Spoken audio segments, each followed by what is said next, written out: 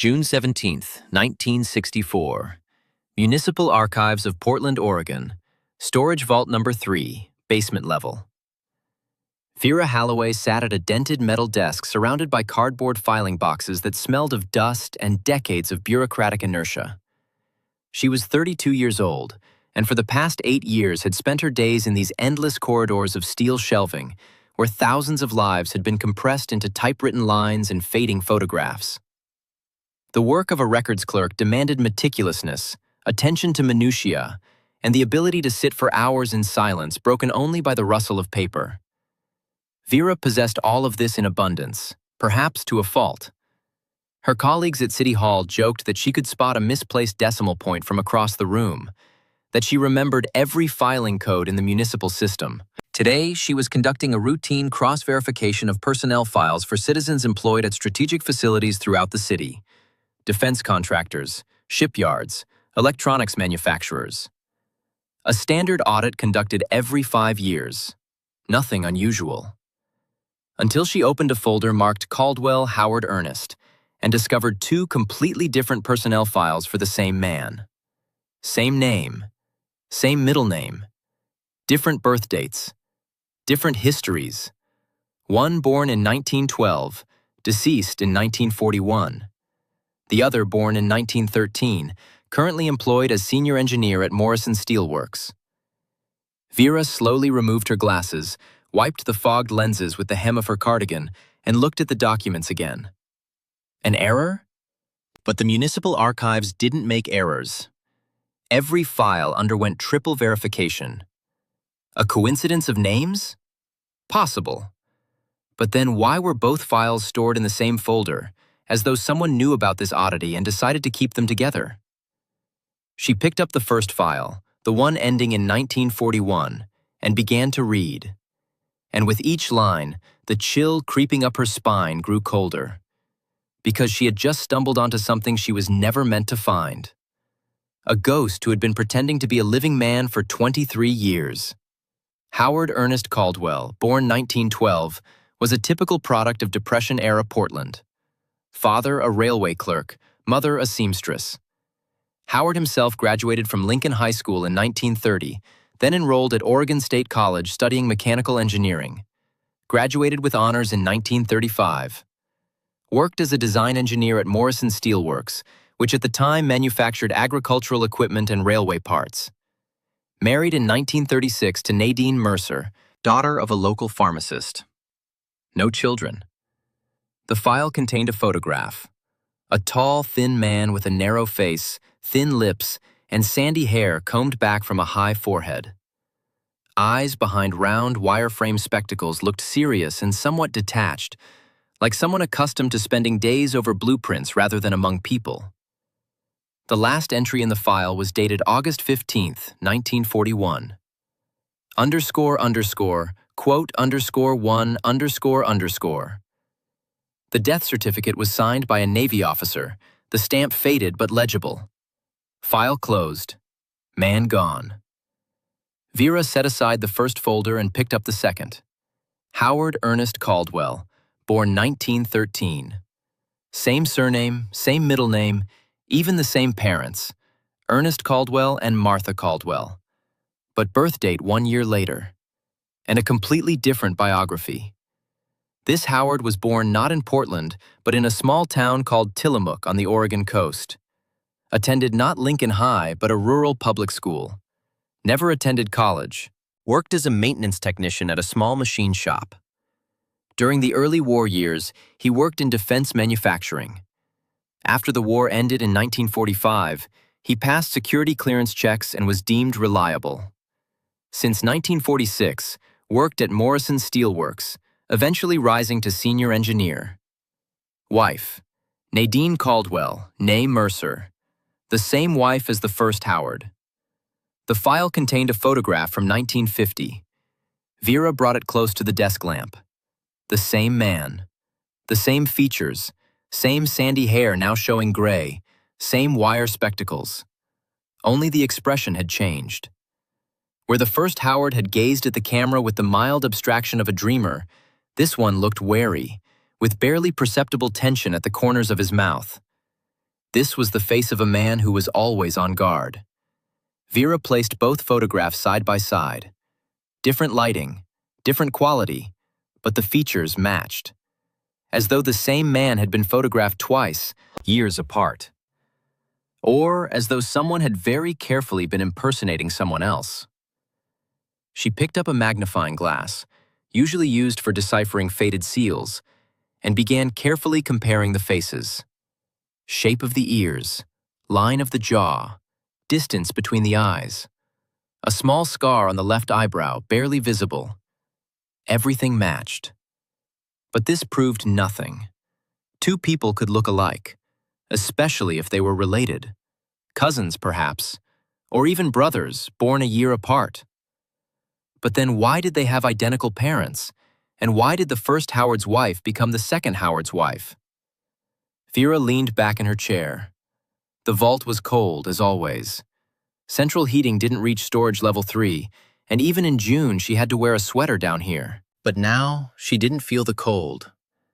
Only a strange, anxious prickling at the base of her skull that always arose when she encountered a discrepancy in records. And the discrepancy here was enormous. 2 men, 1 name, 1 dead, 1 alive. And nobody in 23 years had noticed the substitution. Vera Halloway was not the sort of person who let things go.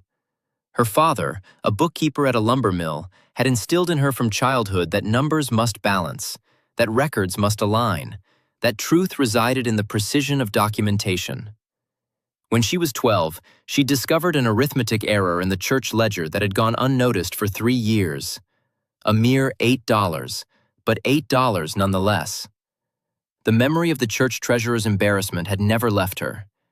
She'd learned then that small discrepancies could conceal larger problems. Now, sitting in the dim light of the archive vault, she felt that same compulsion to understand, to reconcile, to make the numbers balance.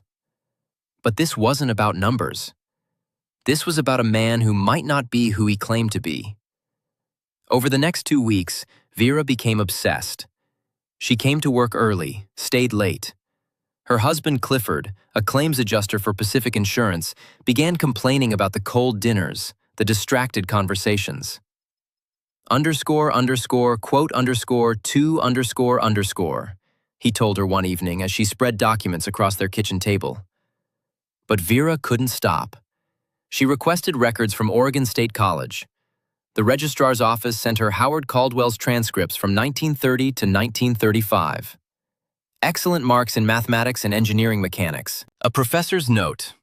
Quote _3 _. She contacted Morrison Steel Works. The personnel director, a brusque man named Thaddeus Kemp, was initially reluctant to discuss employee files. But when Vera explained she was conducting a routine municipal audit, he relented. The current Howard Caldwell had worked there since 1946. Started as a junior engineer, promoted steadily, Kemp said over the phone. Vera asked. Papers rustled. Quote, Vera thanked him and hung up. She sat staring at her notes. The second Howard, the one currently alive, hadn't attended Oregon State, yet he possessed the technical knowledge of someone who had. How? She decided to visit the widow, or rather, the wife. Nadine Caldwell lived on Thurman Street, in a modest 2-story house with a well-kept garden. Roses bloomed along the fence. The paint was fresh. Everything about the place spoke of quiet, middle-class respectability. Vera knocked on the door on a Saturday afternoon.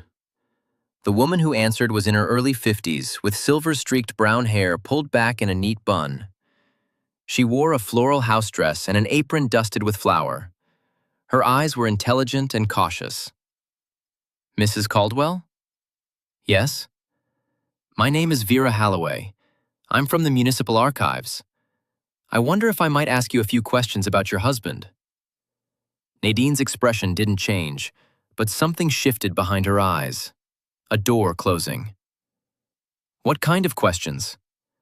Just routine verification. For employment records. Howard's at work. Actually, it's you I wanted to speak with. May I come in? Nadine hesitated, then stepped aside. The living room was tidy, furnished with worn but cared-for pieces. A mahogany radio console stood against one wall. Photographs lined the mantelpiece, wedding pictures, family gatherings, a formal portrait of Howard in a suit. On the coffee table lay a Saturday Evening Post and a well-thumbed Bible. They sat in armchairs across from each other. Vera declined the offer of coffee. "Mrs. Caldwell, how long have you been married?" 28 years, since 1936. "And your husband's full name?" "Howard Ernest Caldwell." "Where was he born?" "Here in Oregon, Tillamook, I believe." Vera made a note. "Not Portland?" "No, Tillamook." "But you married him in Portland?" "Yes, we met at a church social. I was working at my father's pharmacy. Howard came in for aspirin. We started talking." She smiled faintly at the memory. "He was so earnest, so serious about everything. He asked me about the chemical compounds in the medicine, wanted to understand how they worked. Most men just wanted to flirt. Howard wanted to understand." "Where did he work then?" "Morrison Steel. He was a young engineer, very ambitious." "Did he attend college?" Nadine paused. Just a fraction of a second. "Yes, Oregon State." "Are you certain?" "Of course I'm certain. Why wouldn't I be?" Vera watched her carefully. "Mrs. Caldwell, I'm looking at two different records for your husband. One says he attended Oregon State and graduated in 1935. The other says he never attended college at all. Can you explain that?" The color drained from Nadine's face. She sat very still. Quote 37. Quote 38. Silence filled the room. Outside, a neighbor's dog barked. A car drove past. Inside, the two women looked at each other across a gulf of unspoken knowledge. Finally, Nadine spoke. Her voice was barely a whisper. "Who are you really? What do you want?" "I told you. I'm from the municipal archives. I'm trying to understand a discrepancy in the records." "A discrepancy?" Nadine's laugh was bitter. Underscore, underscore, quote, underscore, 42 underscore, underscore, underscore, quote, underscore, 43 underscore, underscore. Nadine stood and walked to the window. She stood there with her back to Vera, looking out at the roses. When she spoke again, her voice was distant, as though she were narrating someone else's story. "My husband died in 1941, Howard Ernest Caldwell. The man I married. He was on a transport ship that struck a mine. His body was never recovered. I was 29 years old, a widow with no children, no prospects. The war had just started. Everything was chaos." She turned to face Vera. 3 years later, in 1944, a man came to my door. He looked like Howard. He sounded like Howard. He knew things only Howard would know. Our wedding date, the name of our first apartment, the song we danced to at our wedding. He said he'd survived, that the Navy had made a mistake, that he'd been picked up by a fishing boat, had amnesia for months, had been recovering in a hospital in San Francisco. He'd finally remembered who he was and had come home. "But it wasn't him," Vera said quietly. Nadine's eyes filled with tears. Quote, 47, quote, 48, quote, 49, quote, 50. Nadine's face hardened. "Report what? That my husband came home from the war? That he seemed different? The war changed everyone. Men came back with nightmares, with strange habits, with memories they couldn't talk about. Half the women in Portland were living with strangers who wore their husbands' faces. Was I supposed to betray the man who slept beside me every night because he sometimes spoke German in his sleep?" Vera had no answer for that. "Besides," Nadine continued, "what would I have gained? If he was an imposter, if he was someone else, then I'd have lost everything. Again. At least this way I had someone. Even if he wasn't the man I married, he was kind to me. He provided for me. He never raised his hand, never drank, never gambled. We had a good life, a quiet life. What more could I ask for? The truth, Vera said. The truth. Nadine's smile was sad.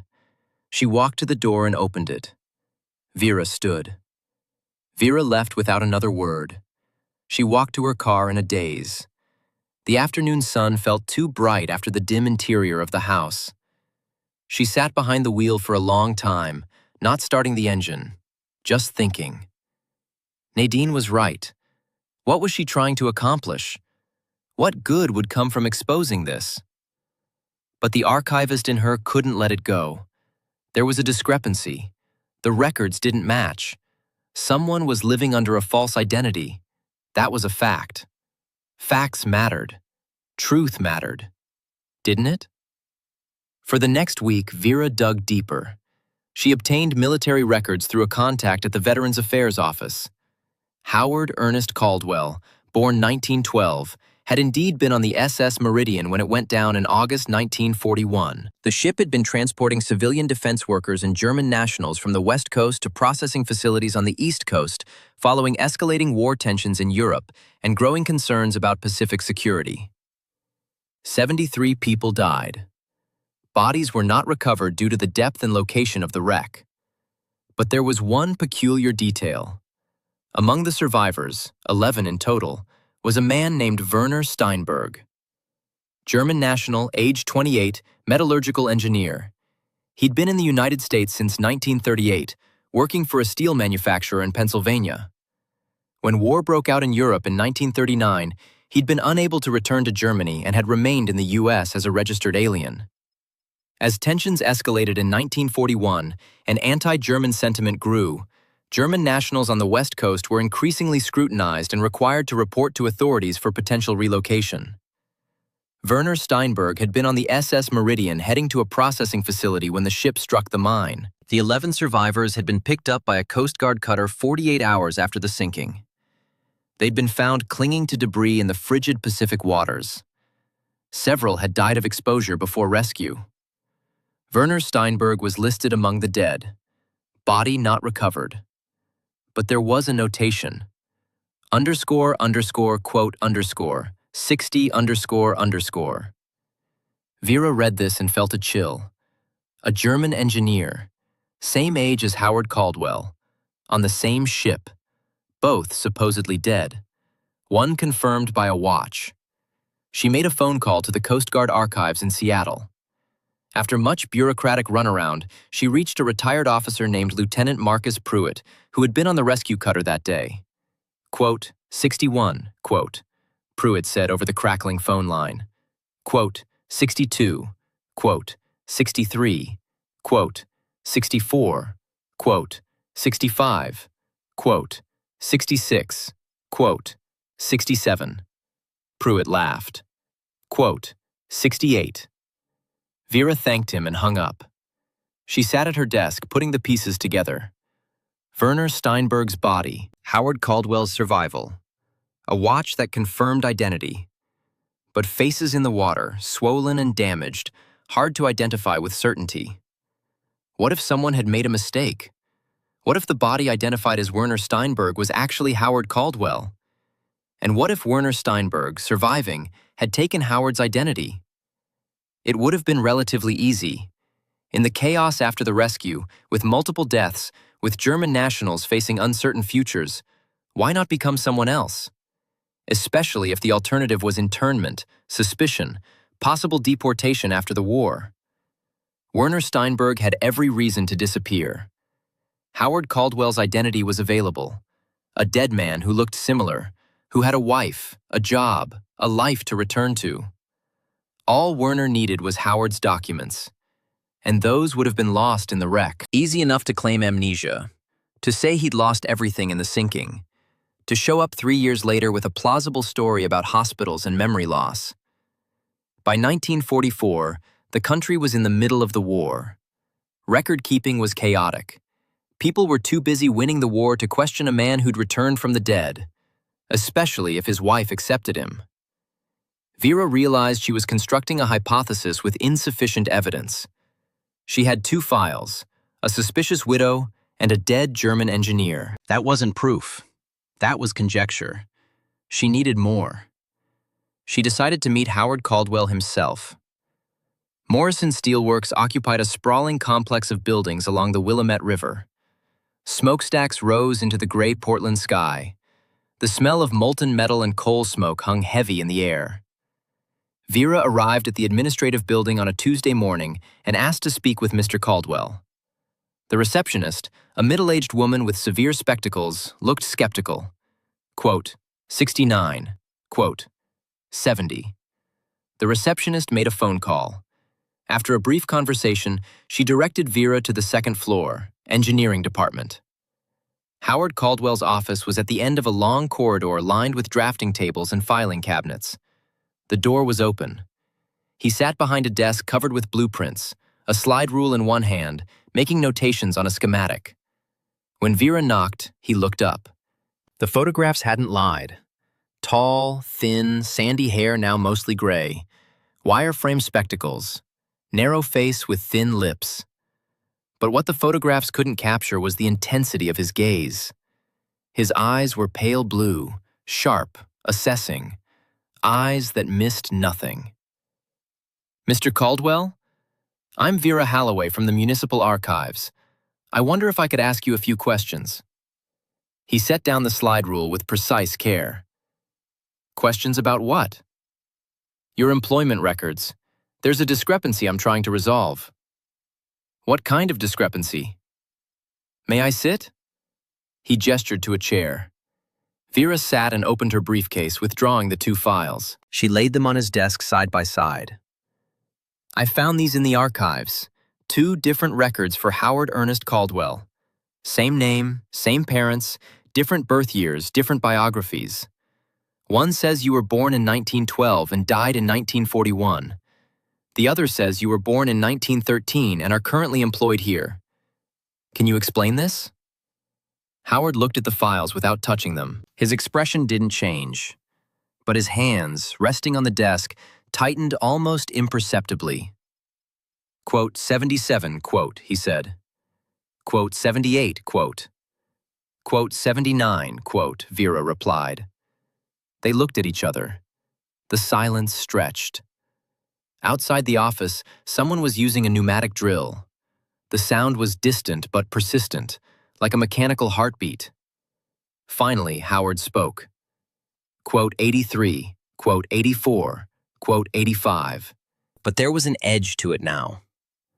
Underscore, underscore, quote, underscore, 99, underscore, underscore. The words hung in the air between them. Howard leaned back in his chair. He removed his glasses and began cleaning them with a handkerchief from his pocket. Without the glasses, his face looked older, more vulnerable. Quote 100, quote, he said quietly. Quote 101, quote. Quote 102, quote, Vera repeated. Quote 103, quote. Quote 104, quote. Vera had no answer.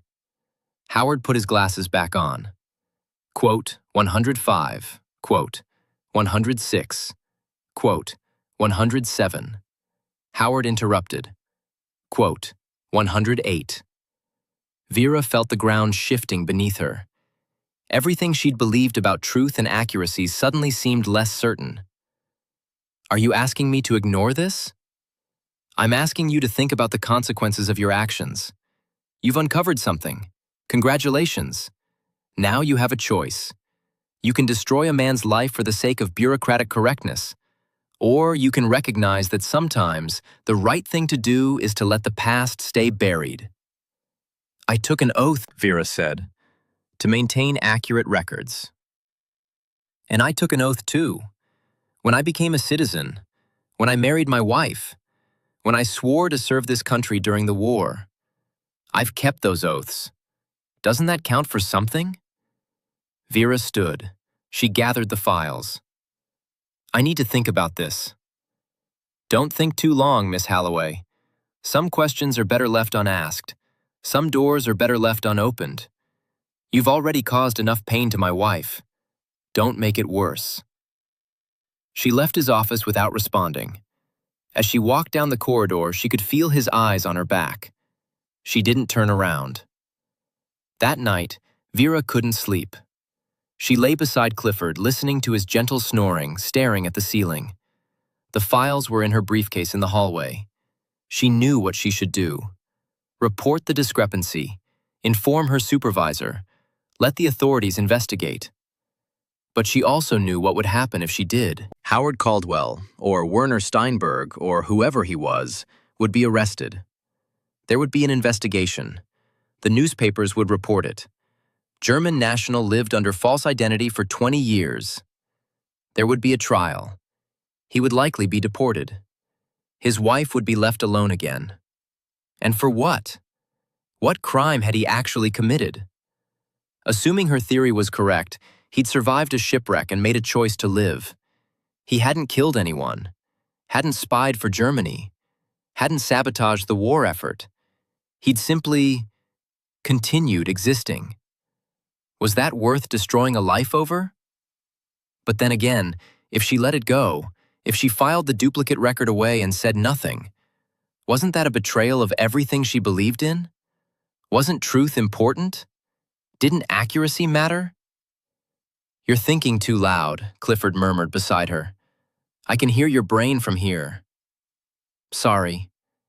What's bothering you?" She considered telling him. But how could she explain? Clifford was a good man, a practical man. He dealt in insurance claims, in quantifiable damages, in clear liability. This situation had no clear answer. "Just a problem at work. Anything I can help with?" "No, I need to figure this out myself." He rolled over and put an arm around her. "Whatever it is, you'll make the right decision. You always do." But Vera wasn't sure she knew what the right decision was anymore. The next morning, she went to her supervisor, Harold Mitchum, director of municipal records. Mitchum was a heavy-set man in his 60s who'd worked in city administration his entire career. He sat behind a desk piled with folders and listened without interrupting as Vera explained the situation. When she finished, he was quiet for a long time. "So you're telling me," he finally said, "that we have a German national living under a false American identity, working at a defense contractor, and you want to know what to do about it?" "I'm not sure he's a German national. That's just my theory." "But it's a credible theory." "Yes." Mitchum picked up a pen and tapped it against the desk. "During the war, if you'd brought this to me, I would have called the FBI immediately. No question. But the war's been over for almost 20 years. Things are different now. The law is the law." "Is it?" Mitchum leaned back in his chair. "Let me tell you something, Vera. I've been doing this job for 40 years. I've seen thousands of files, thousands of lives reduced to paper. And I've learned that sometimes the law and justice aren't the same thing. Sometimes they're actually opposed to each other. I don't understand. This man, Howard or Werner or whoever, has been a model citizen for 20 years. He pays taxes, works hard, causes no trouble. If he is who you think he is, then yes, technically he's committed identity fraud. But practically speaking, what harm has he done? Who has he hurt? That's not the point. It's exactly the point. Laws exist to prevent harm. If no harm has been done, then what are we enforcing? Paperwork? Is that worth destroying a man's life?" Vera felt her certainty crumbling. "So you're saying I should ignore it?" "I'm saying you should think carefully about what you want to achieve. Do you want justice? Or do you want revenge? Or do you just want your records to be neat and tidy?" "I want the truth." "The truth," Mitchum smiled sadly. "The truth is that during the war, a lot of people made choices they wouldn't have made in peacetime. Some of those choices were heroic. Some were cowardly. Most were just desperate attempts to survive. We can't go back and undo those choices. We can only decide how to live with them now." "So what should I do?" "That's up to you. If you report it, I'll back you up. We'll follow protocol. But understand the consequences. This man's life will be destroyed. His wife will suffer. And the city of Portland will gain exactly nothing except a corrected file. Is that what you want? Vera left his office more confused than when she'd entered. She returned to her desk in the archives and pulled out the 2 files again. 2 men. Or 1 man. 2 lives. Or 1 life lived twice. She thought about Nadine Caldwell, standing by her window looking at her roses, saying, quote, maybe she was right. Maybe in the real world, outside the neat columns of municipal records, truth wasn't absolute. Maybe it was contextual, negotiable, human. Vera picked up the phone. She dialed a number she'd found in the government directory. When someone answered, she said, __quote _146 __. 3 days later, 2 men in dark suits appeared at Morrison Steel Works and asked to speak with Howard Caldwell. By the time Vera learned about it, it was too late to take back her decision. The FBI had Howard in custody. They'd taken him to the federal building downtown for questioning. Nadine had called the archives in a panic, asking for Vera. When Vera came to the phone, Nadine's voice was shaking. Vera felt sick. Nadine spat. The line went dead. Vera sat at her desk, staring at the silent phone. Around her, the archives continued their quiet routine. Filing clerks moved between shelves. Typewriters clacked. Life went on. But she felt as though she'd committed a terrible crime. The FBI investigation took 3 weeks. During that time, Vera learned nothing official. But rumors filtered through the municipal bureaucracy. Howard, or Werner, had confessed. Not to espionage, not to sabotage, but to the assumption of a false identity. He'd told them the whole story. How Werner Steinberg, a German metallurgical engineer, had emigrated to America in 1938 to escape the rising Nazi regime. How he'd been working in Pennsylvania when the war broke out in Europe.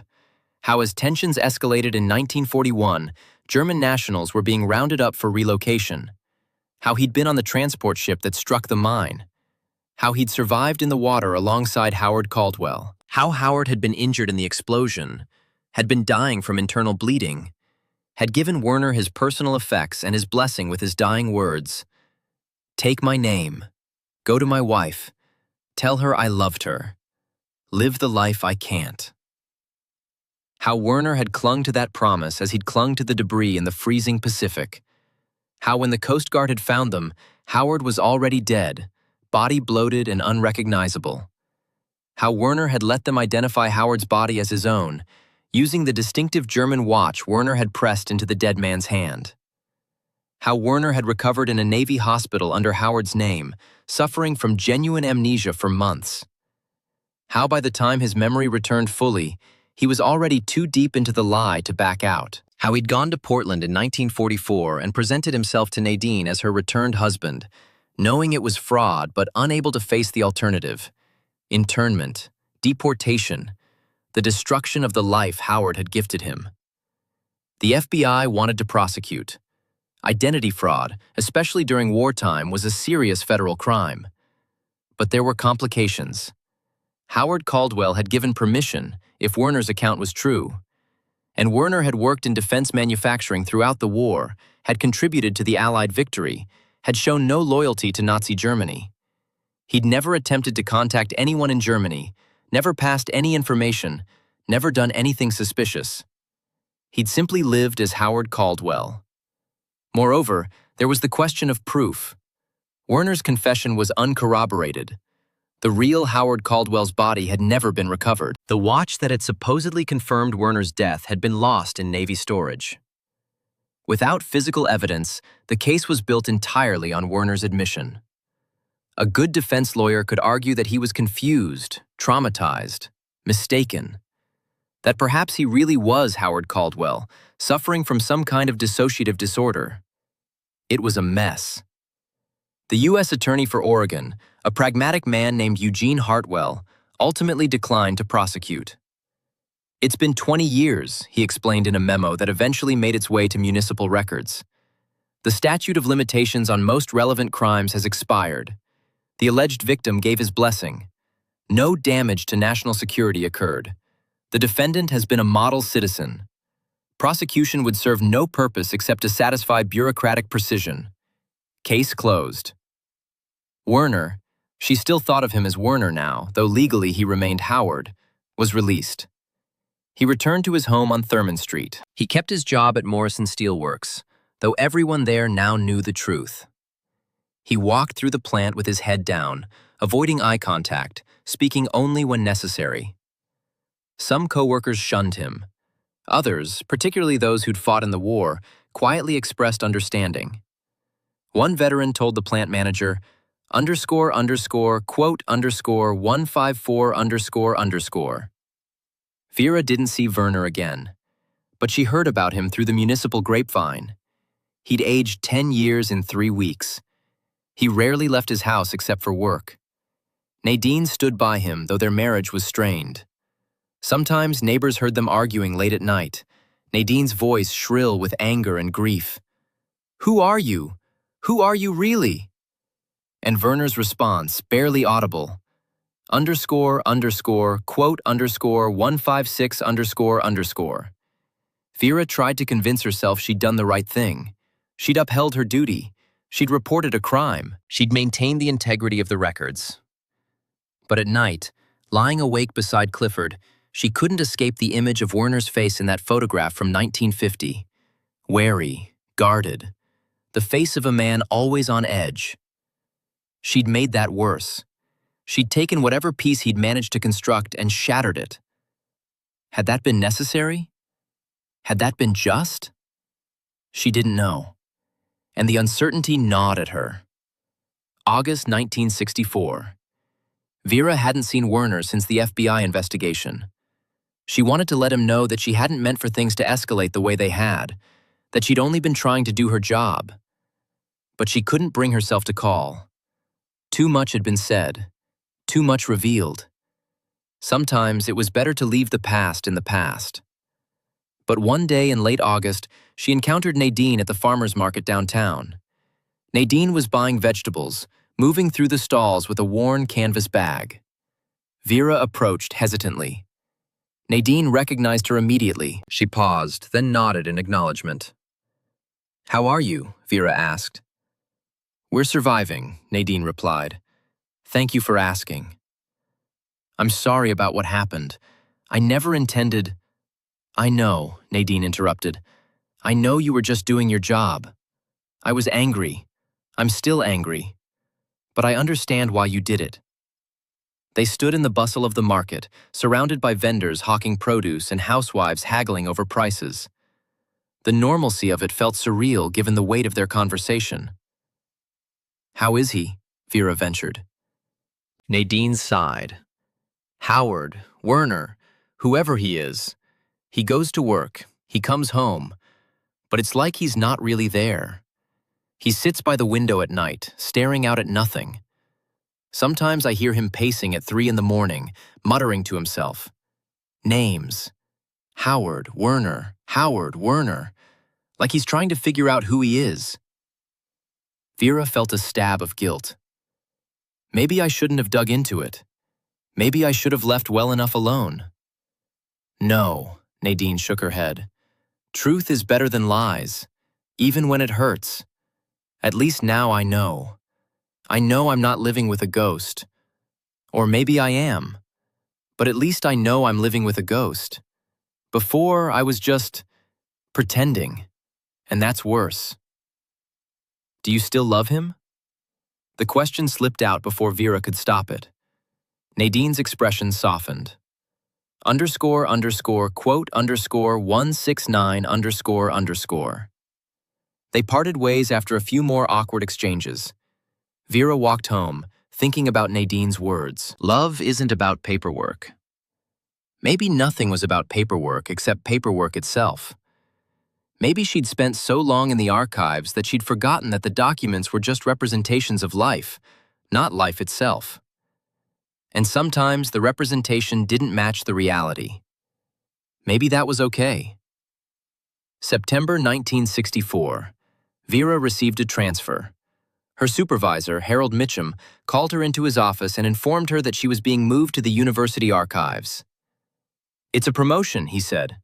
"Better pay, more responsibility. You'll be managing historical collections instead of municipal records." Vera understood the real reason. They were moving her away from active municipal files, away from anything sensitive, away from situations like the Caldwell case. She was being quietly sidelined. She didn't protest. Maybe it was for the best. Maybe she needed distance from the kind of decision she'd been forced to make. The university archives were different. Old documents, historical correspondence, academic records from decades past.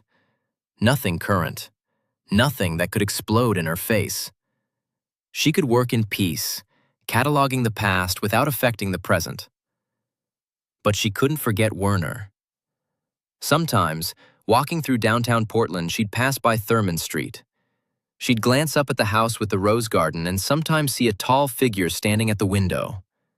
Just standing there, motionless, looking out at the world.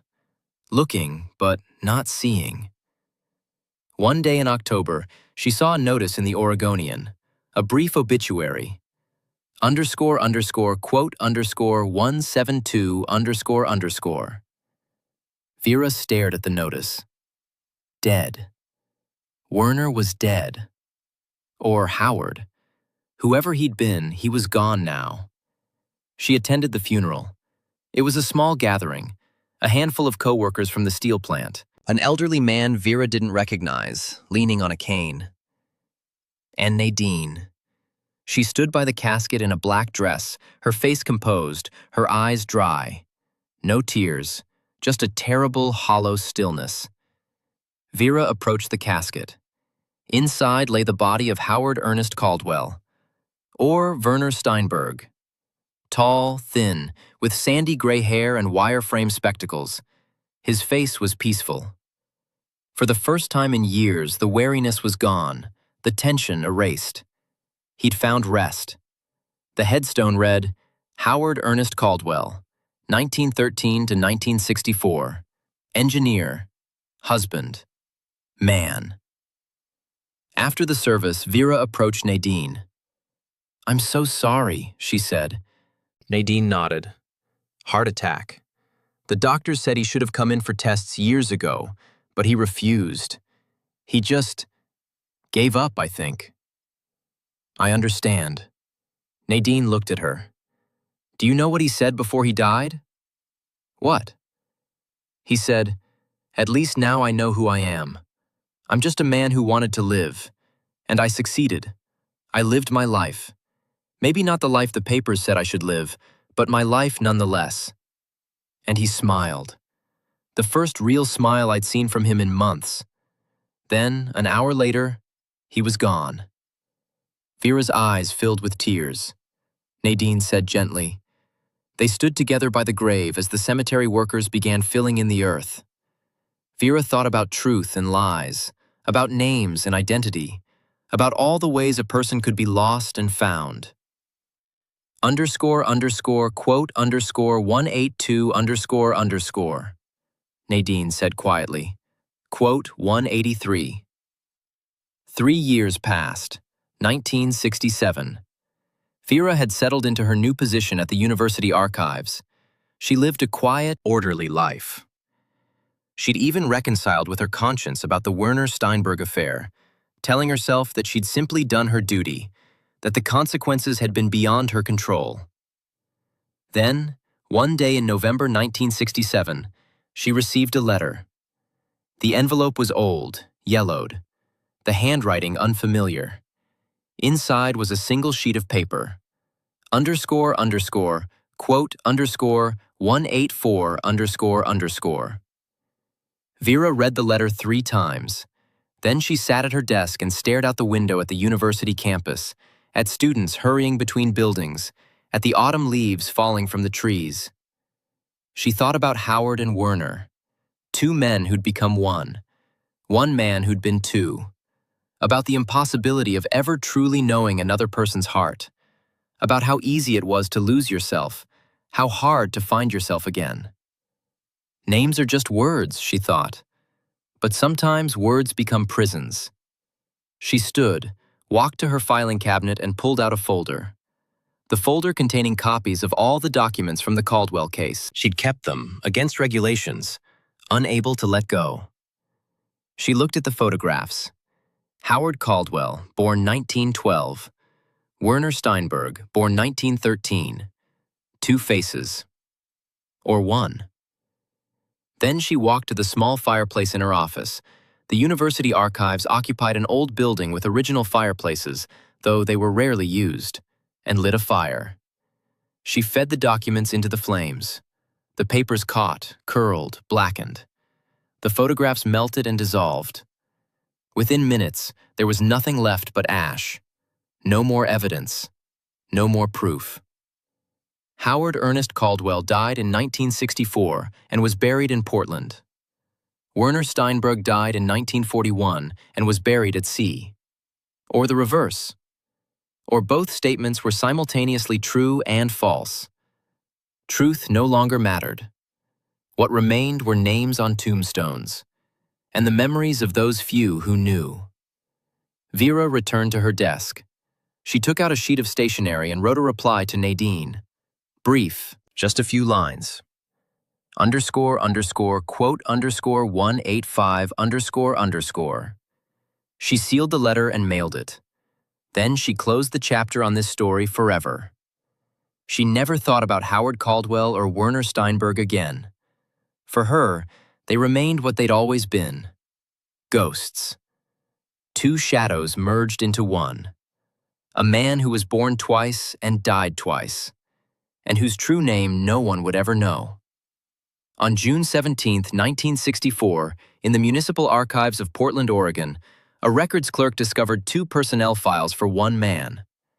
That discovery should have revealed the truth, but instead, it showed that sometimes truth is just a matter of perspective, a matter of which name is written on the grave.